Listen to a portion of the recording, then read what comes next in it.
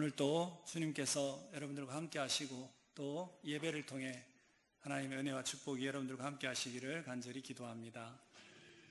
일주일 동안도 하나님 말씀에 순종하면서 지내셨는지요? 지난주에 성령을 옷 입자 이렇게 말씀을 나누었는데 여러분들의 모습을 보니까 다 성령을 입고 오신 것 같아서 너무 감사합니다. 계속해서 하루를 시작하기 전에 성령을 옷 입고 시작하시는 여러분들이 되시기를 부탁드립니다. 오늘은 종료주일입니다. 사순절의 마지막 주일이기도 한데요. 지금까지 한 달 동안 우리는 갈라디아서 말씀을 통해 십자가에 대해서 함께 나누었습니다. 어떠세요, 여러분? 십자가의 의미가 더 깊이 느껴지고 계신가요? 다시 한번 여러분들에게 질문 드리겠습니다. 여러분들에게 있어서 십자가는 어떤 것인가요? 요즘은 이미지 시대이기 때문에 질문을 조금 바꿔보겠습니다. 여러분들에게 있어서 십자가는 어떤 이미지인가요? 오늘 말씀을 통해서 예수님의 십자가에 나타난 하나님의 마음과 그리고 우리의 신앙의 선배들이 십자가를 보면서 어떠한 이미지를 가지고 있었는지를 함께 나누고자 합니다. 먼저 오늘 말씀 갈라디아서 6장 14절 말씀을 같이 읽겠습니다. 그러나 내게는 우리 주 예수 그리스도의 십자가 외에 결코 자랑할 것이 없으니 그리스도로 말미암아 세상이 나를 대하여 십자가에 못 박고 내가 또한 세상에 대하여 그러하니라. 사도 바울은 예수님의 십자가가 자신에게 있어서 유일한 자랑이라고 고백하고 있습니다. 그 이유가 무엇일까요? 그것은 바울이 평소부터 십자가에 대해서 가지고 있었던 이미지, 그 생각을 통해서 알 수가 있습니다. 로마서 5장 8절의 말씀입니다. 우리가 아직 죄인 되었을 때 그리스도께서 우리를 위하여 죽으심으로 하나님께서 우리에 대한 자기의 사랑을 확증하셨느니라 말씀하고 있습니다. 바울은 십자가를 볼 때마다 그 십자가에 하나님의 사랑이 새겨져 있는 것을 보았습니다. 그리하여 그는 모든 교회와 사람들에게 편지를 쓸 때마다 십자가에 하나님의 사랑이 있다. 십자가를 보면 하나님의 사랑을 알 수 있다라고 이야기를 했던 것입니다. 갈라디아서 2장 20절에 동일하게 그 이야기가 나옵니다. 같이 한번 읽어보겠습니다. 이제 내가 육체 가운데 사는 것은 나를 사랑하사 나를 위하여 자기 자신을 버리신 하나님의 아들을 믿는 믿음 안에서 사는 것이라. 사도 바울이 십자가만 자랑하게 된 그 이유는 하나님의 사랑이 그 십자가에 나타나 있고 십자가가 하나님의 사랑의 상징이기 때문에 그는 십자가를 자랑했습니다. 다르게 말하면 사도 바울이 자랑한 것은 십자가가 아니라 하나님의 사랑 그것을 그는 유일한 자신의 자랑거리로 생각했다라는 사실입니다. 근데 바울만 그런 것은 아닙니다. 사도 요한도 마찬가지입니다. 요한일서 4장 9절 같이 한번 읽어보겠습니다. 하나님의 사랑이 우리에게 이렇게 나타낸 바 되었으니 하나님이 자기의 독생자를 세상에 보내심은 그로 말미암아 우리를 살리려 하심이라. 사도 요한도 십자가의 이미지, 십자가에 담긴 의미가 하나님의 사랑이라는 것을 알고 있었습니다. 이것을 볼 때 예수님의 제자들은 그리고 초대교회의 모든 사도들은 십자가를 하나님의 인간에 대한 사랑이라고 생각하고 그것을 자랑했던 것을 알 수가 있습니다. 왜 그들이 죽음조차 두려워하지 않고 이 십자가의 복음을 증거하려고 했는가?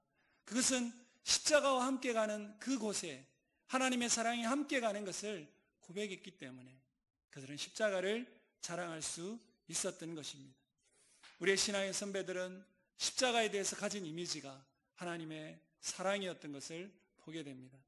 그렇다면 그것이 진짜인지 아닌지 우리가 한번 볼 필요가 있을 것입니다. 왜냐하면 하나님께서 십자가를 통해 사랑을 주지 않으셨는데 그렇게 느낀다고 하면 그것은 잘못된 것이기 때문에 하나님에게 있어서 이 십자가는 어떤 것인지를 우리가 말씀을 통해서 살펴보고자 합니다. 자신의 독생자를 이 땅에 보내시고 사람들의 죄를 위해 십자가를 지게 하신 그 하나님에게 있어서 이 십자가의 이유는 무엇인가?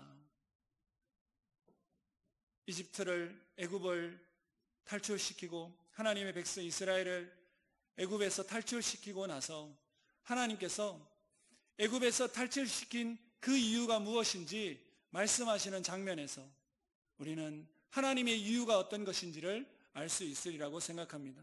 신명기 7장 8절의 말씀을 같이 읽겠습니다.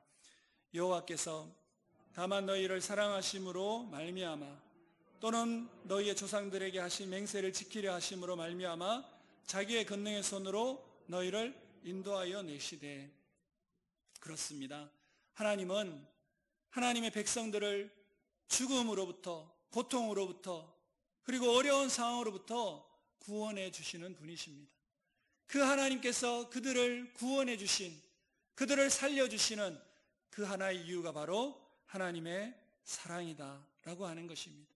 그것은 그 옛날이나 지금이나 변함없이 하나님의 사랑이 우리를 구원했다라고 하는 것을 본인 하나님 스스로가 모든 백성들에게 말씀해 주시는 것을 알 수 있습니다.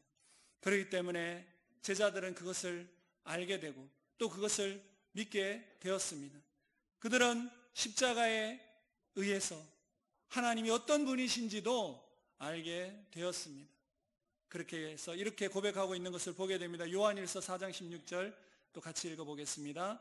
하나님이 우리를 사랑하신 사랑을 우리가 알고 믿었노니 하나님은 사랑이시라. 사랑 안에 거하는 자는 하나님 안에 거하고 하나님도 그의 안에 거하시느니라. 제자들은 십자가를 통해서 하나님이 사랑이신 것을 알게 되었습니다. 또 그것을 믿게 되었습니다. 하나님도 십자가는 사랑이라고 말씀해 주고 계십니다. 이제 그것을 우리도 알게 되었습니다. 저와 여러분도 십자가를 통해 하나님의 사랑을 알게 되고 믿게 되었습니다. 그리고 나서 성경을 보니까 성경의 어느 한 군데도 하나님의 사랑이 없는 곳이 없다는 것 또한 알게 됩니다. 천지를 창조하신 그 하나님의 이유가 사랑이었습니다. 우리는 사랑하니까 만들고 사랑하니까 지키고 사랑하니까 함께 있는 것처럼 하나님도 이 땅을 사랑하셨고 또 사람을 만드셨을 때 우리와 같은 형상으로 하나님 사람을 만들자, 본인들과 동일한 형상의 사람을 만드신 것, 그것도 하나님의 사랑입니다. 우리는 노아의 홍수를 보면 하나님의 심판이라고 생각하지만 그러나 노아의 홍수 그 속에도 하나님의 사랑이 있었던 것을 발견하게 됩니다. 바벨탑을 통해 그 심판으로 모든 사람들이 흩어졌지만 그 안에도 하나님의 사랑이 있었던 것입니다. 뿐만 아니라 이스라엘 백성을 만드셨을 때, 아브라함을 통해 이스라엘 백성을 만드셨을 때 모든 백성, 축복의 근원이 되어 인류의 모든 인류에게 하나님의 사랑을 전하고 싶으셨던 그 하나님의 사랑을 우리는 알게 됩니다. 이스라엘 백성이 광야를 지날 때 그리고 가나안에 들어가서 전쟁을 할 때도 하나님의 사랑에 의해서 인도받은 것을 우리는 성경을 통해서 알 수가 있습니다. 이스라엘 백성들이 하나님의 말씀에 불순종하여 멸망을 향해 달려가는 그때도 하나님께서는 수많은 선지자들을 보내셔서 하나님의 사랑을 계속해서 말씀하고 계시는 것을 성경은 우리에게 이야기해주고 있습니다. 그것은 마치 자녀를 키우는 부모의 모든 행동이 사랑에 의한 것처럼 하나님도 그러셨습니다. 자녀가 어떤 행동을 할 때 부모가 칭찬을 하기도 합니다. 그러나 때로는 야단을 치기도 합니다. 그 모든 부모의 행동은 사랑이기 때문에 그렇습니다. 그러나 자녀들은 그걸 잘 모릅니다. 그래서 가끔은 부모의 사랑을 의심하기도 하고 부모의 사랑에 대해 오해하기도 합니다. 이스라엘 백성들도 마찬가지였습니다. 하나님의 그 사랑을 받음에도 불구하고 하나님의 사랑을 알지 못하고 하나님의 사랑을 오해하기 시작했습니다. 그리하여 점점 더 하나님으로부터 멀어져 가게 되었습니다. 그러나 그럼에도 불구하고 하나님은 동일하게 계속해서 사랑을 보내주시고 사랑을 말씀해 주셨습니다. 그리고 그 사랑의 클라이막스가 예수님의 십자가가 되었던 것입니다. 사도 바울도 사도 요한도 말씀을 통해 이것을 알게 되었습니다. 십자가를 통해서 하나님 우리에게 말씀하고 싶은 것이 사랑이라는 것을 알게 되었습니다. 그리하여 초대교회 모든 제자들과 사도들은 요즘 말로 십자가라고 쓰고 하나님의 사랑으로 사랑이라고 읽게 되었던 것입니다. 예수님의 십자가에 있는 최고의 하나님의 마음은 사랑입니다. 그것은 십자가에만 있는 것은 아닙니다. 하나님께서 이 성경을 통해서 우리에게 말씀하신 성령의 또 은사의 그 마지막도 하나님의 사랑인 것을 우리는 성경을 통해서 볼 수가 있습니다. 지난주에 여러분들과 함께 사도 바울의 고민을 나누었습니다.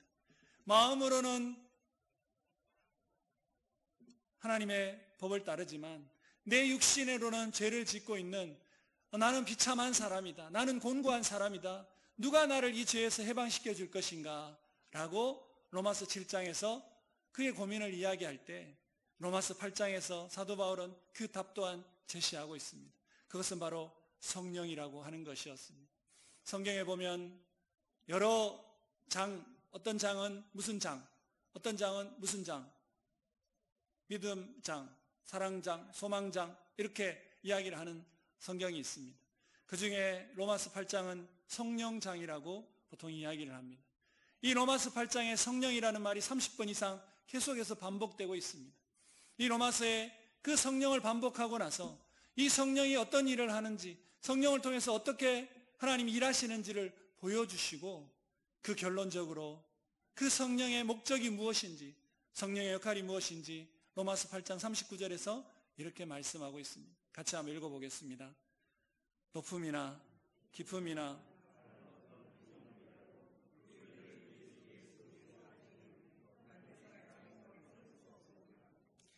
성령의 사역이 하나님의 사랑인 것을 성경은 우리에게 말씀하고 있습니다.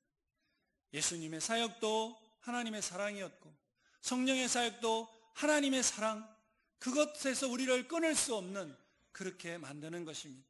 로마서 8장 31절부터 보면 누가 계속해서 누가 우리를 하나님의 사랑에서 누가 우리를 공격할 것인가, 누가 우리를 힘들게 할 것인가, 누가 이야기합니다.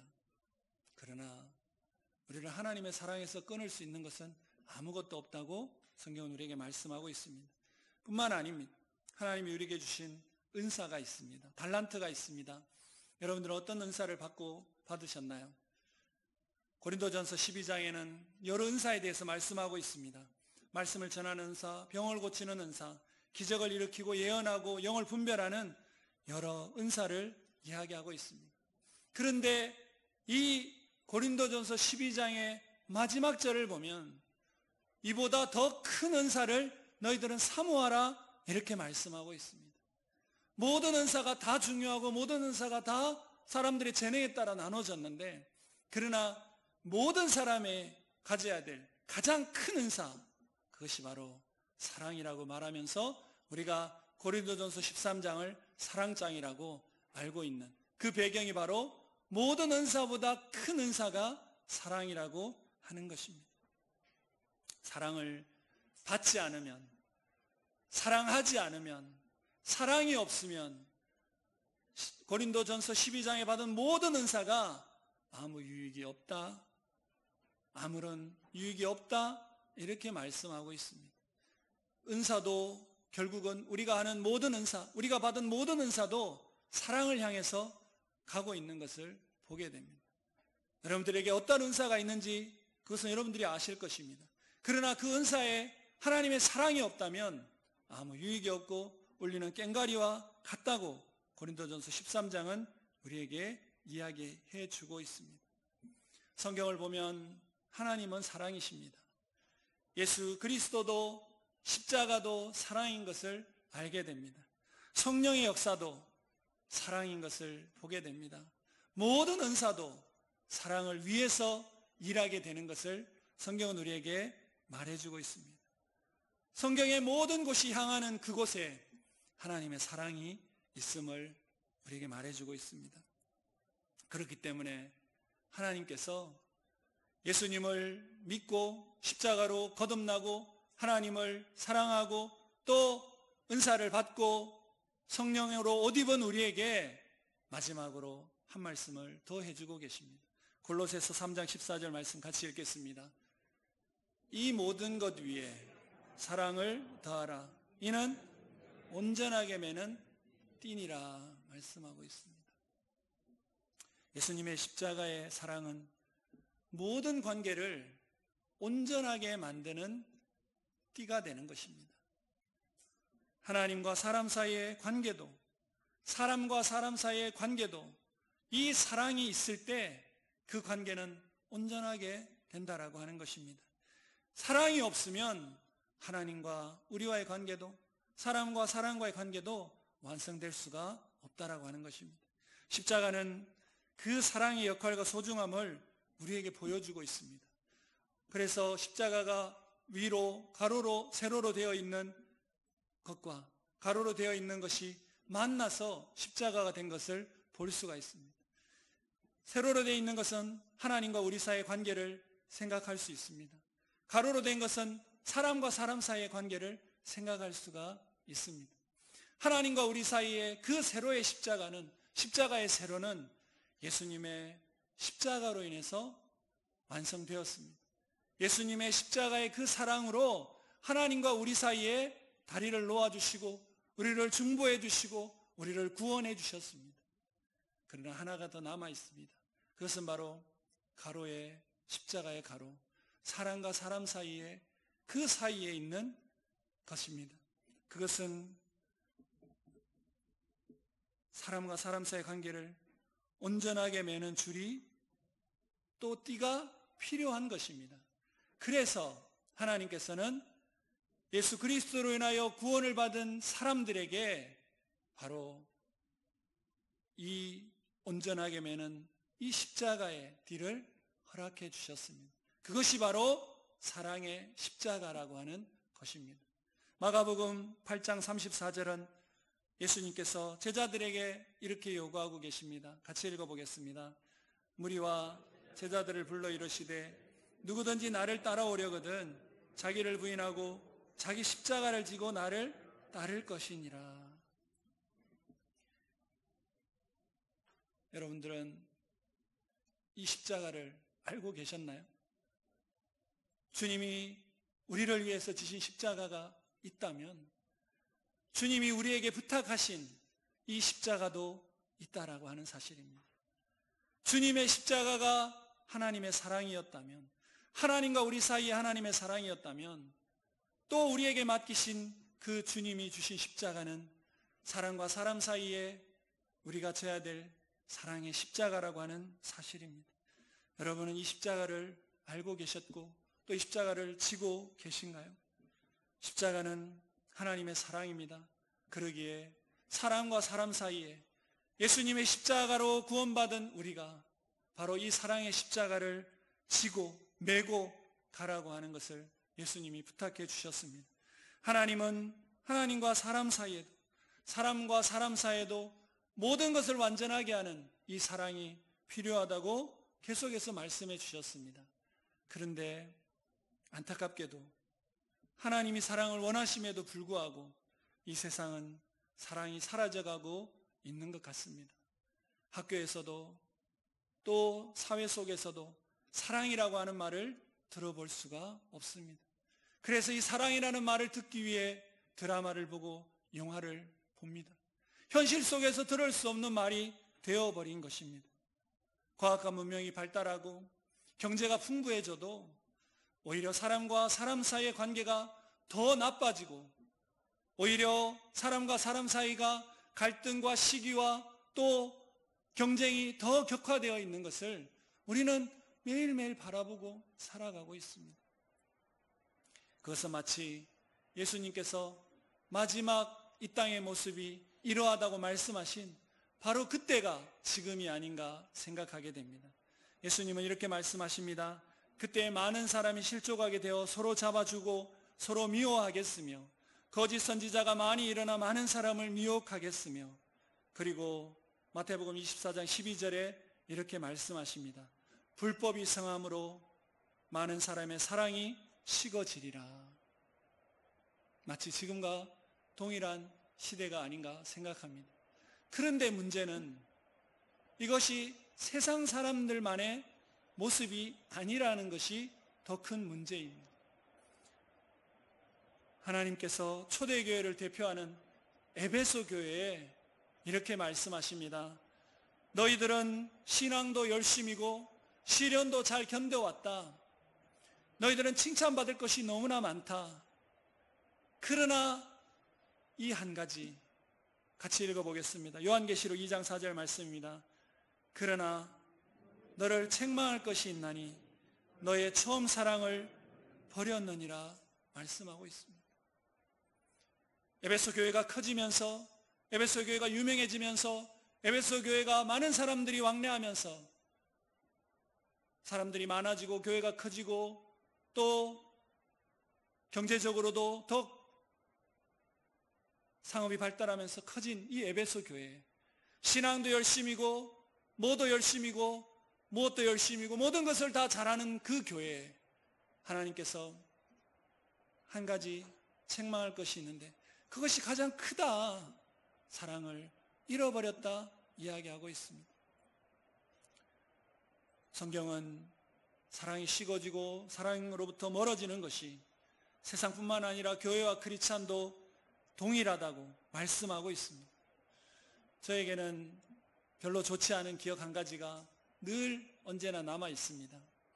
제가 어려서 저희 집안이 유교 집안이었기 때문에 예의랑 이런 것 굉장히 엄격하게 신앙교육이 아니라 그런 교육을 받았습니다. 그래서 어릴 때부터 듣지 못한 단어가 하나 있습니다. 그것은 바로 사랑이라고 하는 단어입니다. 혹시 어릴 때 그렇게 엄격하게 자라신 분들도 다 비슷하다고 생각하는데 저는 사랑이라는 말을 사실 잘 못 듣고 자랐습니다. 그냥 사람들에게 잘해야 되고 또 예의 있게 해야 되고 하는 것은 배웠습니다. 그렇게 그때는 사랑을 모르고 지금 생각하니까 그랬더라고요. 그렇게 자란 저는 이제 부모님과 함께 있던 집을 떠나 도시로 고등학교를 가게 되었습니다. 고등학교 1학년 때 저에겐 사춘기가 찾아왔습니다. 왠지 모를 인생에 고민이 많아졌습니다. 근데 그때 친구가 저를 데리고 어떤 장애자 시설에 데리고 갔습니다. 거기서 이제 보란티아는 일본 말이죠. 보란티아를 했습니다. 근데 그때 그 자리에 가서 저의 사춘기는 끝이 났습니다. 왜냐하면 그 몸이 불편한 친구들이 정말 열심히 살려고 하는데 이 멀쩡한 몸을 가지고 있는 내가 이런 쓸데없는 고민을, 물론 쓸데가 있었겠지만 이런 고민을 하는 것은 너무 사치라고 느껴졌습니다. 그래서 저는 이 친구들을 위해서, 내가 몸이 멀쩡한 내가 할 수 있는 것은 이 친구들을 위해서 무엇이든지 내가 도와야겠다, 그런 생각을 하면서 사춘기가 끝이 났습니다. 그리고 그 친구들을 열심히 돕는데, 그런데 어떻게 도와야 될지 사실 잘 모르겠더라고요. 그런데 이야기가 생각났습니다. 전에 어떤 친구가 해줬던 이야기가 생각났습니다. 사랑이라고 하는 말을 떠올리게 됐습니다. 사랑이 뭔지도 모르지만 사랑이라는 말을 생각했습니다. 그리고 하나님은 사랑이다, 하나님이 사랑하시는 분이다라는 말을 해줬습니다. 그래서 저는 그 시설에 있는 그나마 좀 이렇게 걸을 수 있고 그나마 이렇게 괜찮은 친구와 함께 교회를 갔습니다. 제가 다니는 교회가, 저는 교회를 그때 다니지 않았습니다. 그냥 교회를 가면 이 친구에게 내가 해줄 수 있는 최고의 역할이 사랑을 경험하게 해주는 거다. 이 친구가, 나는 사랑이 없지만 이 친구를, 하나님을 믿는 사람들이 많은 곳에 가면, 교회에 가면 이 친구가 사랑을 얻을 것이다 라고 생각해서 갔습니다. 그곳에는 같은 학교를 다니는 친구들도 있었습니다. 그런데 그 친구에게 아무도 손을 내밀지 않았습니다. 그리고 그 친구가 사람들이 반가워서 악수를 하려고 하는데 사람들이 피하는 것을 보았습니다. 저는 충격을 받았습니다. 그 충격은 지금도 가시지 않습니다. 그때 저에게 든 생각은 교회는 사랑이 있는 곳이 아니라는 생각을 처음 하게 되었습니다. 그러면서 의문이 들었습니다. 하나님이 사랑이라고 하는 그 친구의 말이 거짓말일까? 그러면서 성경을 읽기 시작했습니다. 그리고 성경을 읽고 또 읽었습니다. 그리고 저는 발견했습니다. 하나님은 사랑이셨습니다. 예수님도 사랑이셨고 성령도 사랑이셨고 성경을 짜면 사랑 그 두 자밖에 나오지 않는 책인 것을, 하나님의 가르침이 사랑 외에는 없다라는 것을 알게 되었습니다. 그리고 또 하나 발견한 것은 하나님은 하나님을 믿는 모든 사람을 통해 사랑이 흘러가기를 원하고 계신다는 사실도 알게 되었습니다. 그래서 저는 그 이후부터 교회를 다니면서 사랑을 이야기하기 시작했습니다. 하나님의 은혜로 사역자가 되고 목사가 되고 하나님이 인도하시는 교회를 가면 어느 교회나 사랑이 부족했습니다.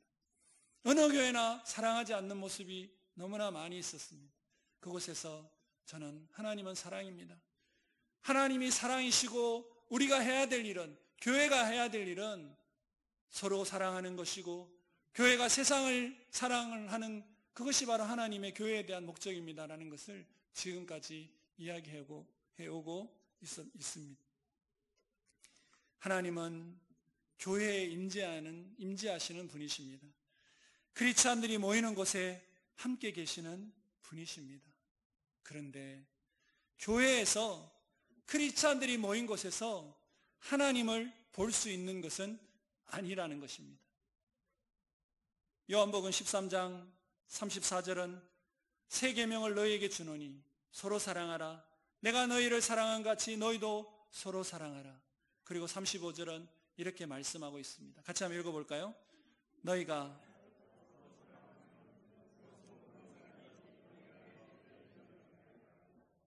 사랑하는 여러분, 저는 사순절 마지막 주일 여러분들이 이 말씀을 주목해 주시기를 바랍니다. 누구도 하나님을 본 사람은 없습니다. 그러나 우리는 하나님을 믿습니다. 누구도 하나님을 본 사람이 없지만 우리는 하나님을 알고 있습니다. 하나님을 경험하고 있습니다. 왜 그렇죠? 예수님의 십자가가 있었기 때문입니다. 예수님의 사랑의 십자가가 있었기 때문에 우리는 하나님을 본 적이 없지만 하나님을 알고 있고, 하나님을 본 적이 없지만 하나님을 경험하고 있습니다. 그것은 사랑이 있는 그곳에 하나님이 보인다라고 하는 것입니다. 하나님은 교회라고 해서, 크리스찬들이 모인다고 곳이라고 해서 하나님을 보여주시는 것이 아니라 사랑이 있는 그곳에 하나님의 모습이 드러난다 말씀하고 있습니다. 이제부터는 우리에게 주신 그 사랑의 십자가를 지고 갈 차례입니다. 그럴 때 우리가 예수님을 통해, 그 십자가의 사랑을 통해 하나님을 만난 것 같이 우리를 통해, 우리의 사랑하는 모습을 통해 하나님의 임재와 사랑과 은혜가 나타나게 될 것인 줄로 믿습니다. 그것이 십자가의 목적이고 하나님의 원하심이라는 것입니다. 우리에게는 사랑의 십자가가 주어졌습니다. 그 사랑에 의해서 하나님의 가족이, 또 우리의 가족이, 하나님의 공동체가 완성되는 그러한 것입니다. 그리고 하나님의 사람들이, 교회가 사랑하면 세상의 모든 사람들이 그곳에 하나님이 계시구나, 저들이 하나님을 믿는 자이구나 라는 것을 알게 될 것이라는 사실입니다. 그렇기 때문에 우리는 지금까지도 사랑을 해왔겠지만 앞으로 계속해서 이 사랑을 더 해야 될 것입니다. 계속 사랑해야 될 것입니다. 그리고 오늘 말씀은 우리에게 사랑이 무엇인지 말씀해 주고 있습니다. 갈라디아서 6장 2절 말씀을 같이 한번 읽어보겠습니다. 너희가 짐을 서로 지라. 그리하여 그리스도의 법을 성취하라. 그리스도의 법을 성취하라. 이것이 아마 2년 전, 3년 전 우리 교회의 주제 말씀이었습니다. 여러분 기억하시나요? 저는 기억합니다. 왜냐하면 6장 2절, 제 생일이 6월 2일이기 때문에 6장 2절을 1년 동안 묵상했습니다. 하나님의 법을 성취할 수 있는 것, 그것은 바로 하나님의 사랑이다 라고 하는 것입니다. 그런데 그 사랑이 무엇인가?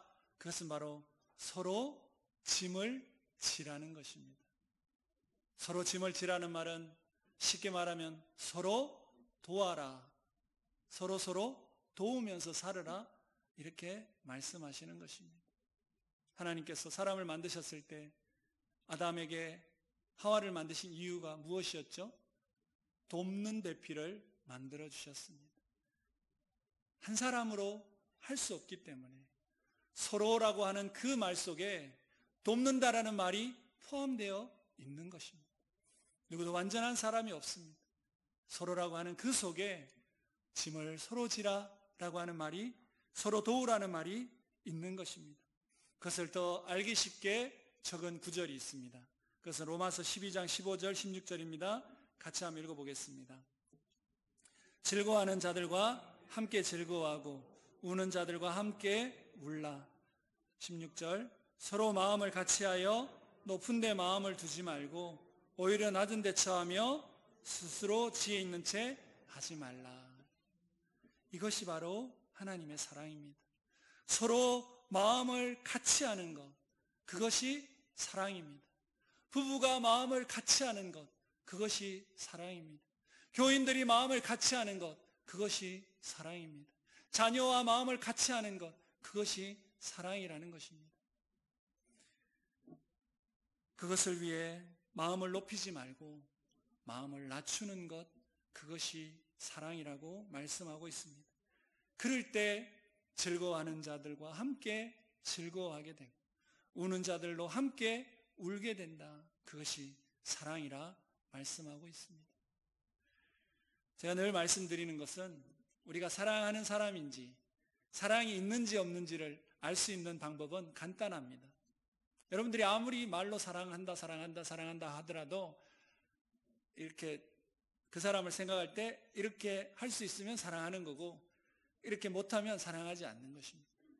그 사람이 기뻐할 때 나도 진심으로 기뻐하는 그런 마음이 있으면 그 사람을 사랑하는 것입니다. 그냥 기쁜 일은 생겼는데 말은 기쁘다고 하는데 마음속에서 뭔가 좀 배가 아프거나 뭔가 좀 별로 안 기쁜, 왜 나에게는 저런 이런 어떤 마음들이 생기는 것은 이미 그것은 사랑이 아닌 것입니다. 또 하나, 그 상대방에게 너무 아픈 일이 생겼을 때 그것을 동일하게 진심으로 아파할 수 있는 마음이 생긴다면 그것은 사랑인 것입니다. 여러분, 우리가 자녀에게 그렇게 하잖아요, 그죠? 자녀가 잘 되는 것을 기뻐하는 것은 부모밖에 없습니다. 사촌, 오촌, 이모, 고모 이렇게 다 말으로는 기뻐한다고 하지만 또 그러지 않을 수도 있지, 그지? 그러나 진심으로 상대방의 기쁨이 나의 기쁨이고 진심으로 상대방의 슬픔이 나의 슬픔이 되는 그것이 바로 사랑이라고 저는 생각하고 있습니다. 서로 짐을 지기 위해서 하나님께서 우리에게 말씀해 주고 있는 것이 있습니다. 갈라디아서 6장 5절의 말씀입니다. 같이 읽겠습니다. 각각 자기의 짐을 질 것이라 말씀하십니다. 이것은 무슨 이야기일까요? 서로 짐을 지고 서로 돕기 위해서 먼저 자신의 일을 돌아보라 라고 하는 것입니다. 자신을 살피라고 하는 것입니다. 자신부터 검토해보라고 말씀하시는 겁니다. 자신은 어떤 상태인지도 모른 채 자신의 행동은 생각하지도 않고 상대방의 행동, 모습만 보며 이러쿵저러쿵 이야기하는 것은 서로 짐을 지는 것이 아닙니다. 예수님도 말씀하십니다. 왜 형제 눈에 있는 티는 보면서 네 눈에 있는 대들보는 볼 수가 없느냐, 이렇게 책망하고 계시는 것을 보게 됩니다. 자신의 행동을 보고 자신이 부족한 사람인 것을 인정하고 자신도 죄와 잘못이 있는 자인 것을 인정하는 것, 그것에서부터 그것이 자신의 짐을 지는 것이다 말씀하고 있습니다. 그 사람은 다른 사람의 잘못과 약한 부분이 보일 때 그 사람을 책망하지 않습니다. 그 사람을 오히려 도우려고 할 것입니다. 높은 자리에서가 아니라 가장 낮은 자리에서 그 사람을 섬기고 그 사람을 돕고 그 사람을 바른 길로 돌아오게 하려고 노력하게 될 것입니다.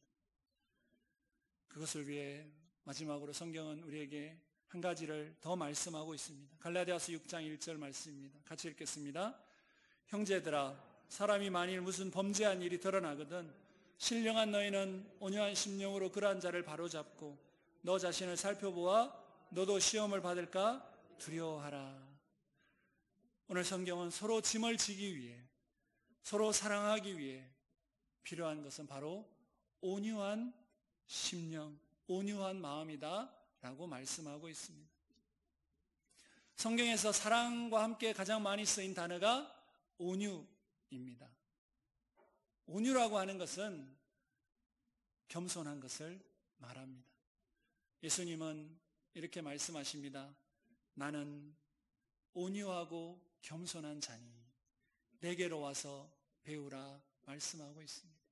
주님께 가는 자는, 그 이야기는 마태복음 11장에 수고하고 무거운 짐진 자들아 다 내게로 오라 내가 너희를 쉬게 하리라 말씀하신 데서 나온 말씀입니다. 주님의 마음이 온유하기에 주님께 가면 책망을 받지 않기 때문에, 주님은 이미 우리의 고통과 이미 우리의 연약함을 다 알고 계시기 때문에, 그분의 마음이 온유하기 때문에 우리가 언제든지 주님 앞에 가면 쉼을 얻고 위로를 받고 안식을 얻게 된다라고 하는 것입니다. 온유한 사람이 그렇게 할 수 있는 것입니다. 온유하지 않은 사람은 자신부터 보지 못하고 다른 사람을 보게 됩니다.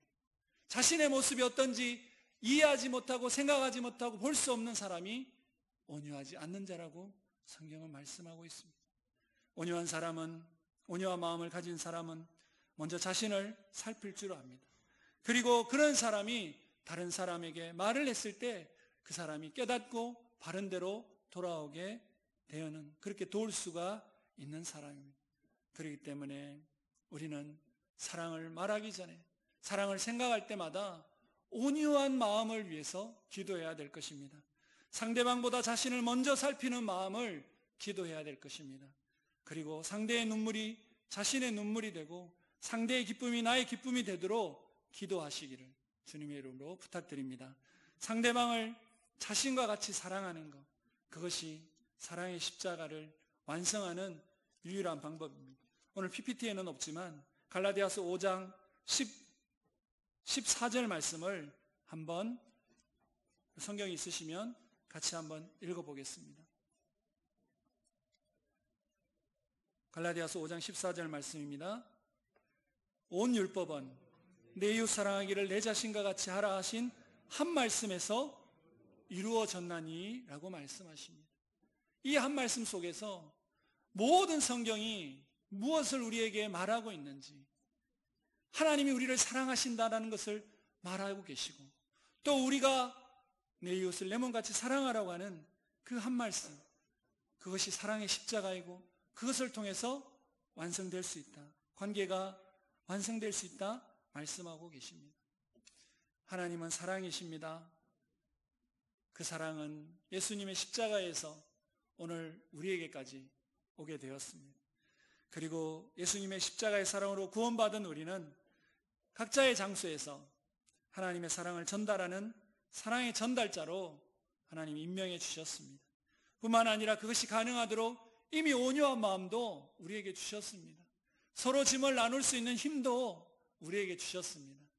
그것을 알고 그러기에 더욱더 사랑하는 일에 이제 힘을 쓰면 됩니다. 사랑은 계산하고 사랑을 말하는 것이 아니라 사랑은 사랑하는 것이 중요합니다. 모든 준비는 하나님이 우리에게 해 주셨습니다. 이제 사랑을 고민하지 말고 실천하기만 하면 된다라고 하는 것입니다. 특별히 우리는 교회에서 더욱 사랑해야 합니다. 교회가 세상에 하나님을 보이는 곳이라면 우리는 하나님을 보여주기 위해, 그리고 사랑이 식어지는 세상을 향해 사랑을 전달하는 사랑의 발전소가 되기 위해서 더 사랑해야 될 것입니다. 3월 한 달 동안 오랜만에 동경교회 온 교회가 말씀으로 하나가 되었습니다. 그리고 십자가 앞에 모두가 서게 되었습니다.